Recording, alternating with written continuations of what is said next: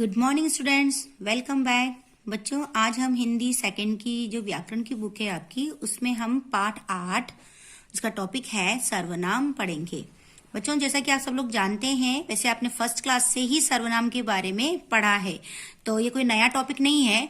फिर भी इसको थोड़ा सा हम आज डिटेल में पढ़ेंगे कि सर्वनाम क्या होता है। सभी बच्चों को मालूम है सर्वनाम क्या होता है, सर्वनाम की परिभाषा क्या है, तो आज उसी के बारे में हम थोड़ा अच्छे से पढ़ेंगे। ओके बच्चों, तो हम स्टार्ट करते हैं। प्रत्येक व्यक्ति या वस्तु का नाम अवश्य होता है, परंतु व्यवहार में सदा नाम का प्रयोग नहीं किया जाता। समझ में आया बच्चों आपको कि जैसे क्या होता है, किसी हर एक मनुष्य का या चीज का या किसी भी चीज का एक नाम होता है।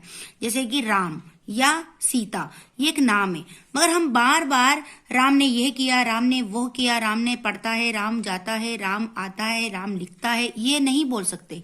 हम उसकी जगह पर कुछ ऐसे जो शब्द हैं यूज करते हैं जो कि उसको थोड़ा सरल और पढ़ने में अच्छा लगता है उसको, तो ऐसे शब्द हम उनको सर्वनाम कहते हैं। तो उन्हीं के बारे में आज हम पढ़ेंगे। तो देखो, संज्ञा शब्दों को बार बार दोहराने से वाक्य पढ़ने, बोलने व लिखने में अच्छा नहीं लगता। ओके बच्चों, आपको समझ आया? मैंने भी समझाया, वही बात यहाँ पर बोली गई है। अतः वाक्यों को सुंदर व छोटा बनाने के लिए संज्ञा के स्थान पर कुछ अन्य शब्दों का प्रयोग किया जाता है। इन शब्दों को सर्वनाम कहा जाता है। जैसे हरिया किसान है। अब यहाँ हम हरिया हल चला रहा है नहीं बोलेंगे, क्या बोलेंगे बच्चों? हरिया किसान है, वह हल चला रहा है। अब हरिया की जगह पे हमने क्या यूज किया बच्चों? देखो आप, हरिया की जगह हमने यूज किया वह। क्या यूज किया हमने? वह। तो ये एक वाक्य शुद्ध भी बन गया और इसको मतलब एक उसको पढ़ने में और लिखने में हमको एक अच्छा भी लगेगा। अब जैसे मीरा और गीता सहेलियां हैं, अब यहाँ हम क्या बोलेंगे? वे बातें कर रही हैं। अब इन दोनों मीरा और गीता के लिए कौन सा सर्वनाम यूज किया? वे, क्योंकि बहुवचन है, इसलिए हम यहाँ क्या यूज करेंगे? वे। ये नहीं लिखेंगे मीरा और गीता बातें कर रही हैं। बार बार हम नाम नहीं लेते हैं। अगर ऐसे बार बार लेते हैं तो वाक्यों को पढ़ने में कुछ अटपटा सा लगता है और वो सुंदर भी नहीं लगता है। पहले चित्र में हरिया संज्ञा शब्द है, जिसके स्थान पर वह शब्द का प्रयोग किया गया है। दूसरे चित्र में मीरा और गीता संज्ञा शब्द है, जिनके स्थान पर वे शब्द का प्रयोग किया है। अतः वह और वे सर्वनाम शब्द है। आपको समझ आया बच्चा इतना? अब देखिए इसकी परिभाषा क्या है। सर्वनाम किसे कहते हैं, ये आपको याद करना है बच्चों, और ये आएगा एग्जाम में कि सर्वनाम किसे कहते हैं। संज्ञा के स्थान पर जिन शब्दों का प्रयोग किया जाता है उन्हें सर्वनाम कहते हैं। जैसे वह, उसका, वे आदि। यहाँ पर 3 ही बोले, मगर सर्वनाम शब्द बहुत सारे होते हैं, वो मैं आपको आगे पढ़ाऊंगी। तो क्या समझ में आया? संज्ञा के स्थान पर जिन शब्दों का प्रयोग किया जाता है उन्हें सर्वनाम कहते हैं। आप सबको मालूम है ना संज्ञा क्या होता है? संज्ञा किसे कहते हैं? किसी व्यक्ति, वस्तु, स्थान, जाति आदि के नाम को हम संज्ञा कहते हैं, मगर उन नाम की जगह पर जिन शब्दों का हम प्रयोग करते हैं उन्हें हम सर्वनाम कहते हैं। तो ये आपको समझ आया यहाँ तक? अब देखिए बच्चों, सर्वनाम शब्दों के रूप। अब देखिए यहाँ पर सर्वनाम शब्दों के कितने रूप होते हैं। जो सर्वनाम शब्द बोलने वाला अपने लिए प्रयोग करता है, जैसे मैं, मुझे, मेरा, ये कौन यूज कर रहा है? जो बोलता है। तो ये सर्वनाम शब्द क्या है? जो अपने लिए उपयोग में लेने वाले जो शब्द हैं वो है मैं, मुझे, मेरा। जैसे मैं कमरे में पढ़ रही हूं। ओके, आगे देखिए बच्चों, दूसरा है जो सर्वनाम शब्द बोलने वाला सुनने वाले के लिए प्रयोग करता है। जैसे तू, तुम, आप। ठीक है, जैसे कि मैं बोल रही हूं और आप लोग सुन रहे हो, तो मैं आपके लिए कौन सा शब्द यूज करूंगी?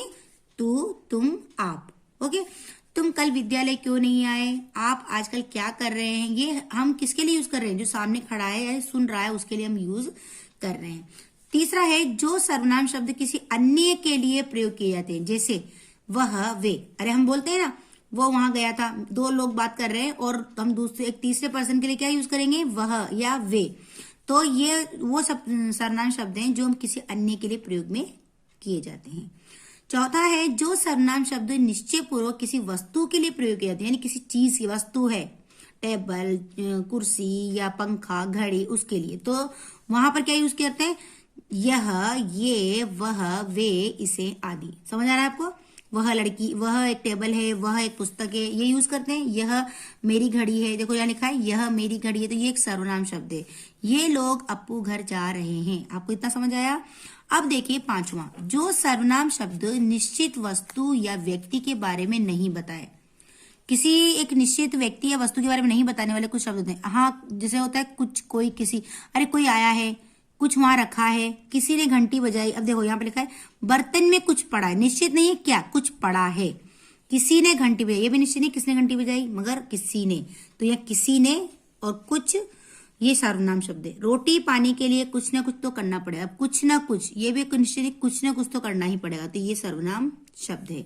अब आगे देखिए, जो शब्द प्रश्न पूछने के लिए प्रयोग किए जाते हैं। प्रश्न पूछे जैसे क्या, किसे, कौन, कहाँ, ये भी सर्वनाम शब्द हैं। आपको मालूम है बच्चे, ये सब क्या है?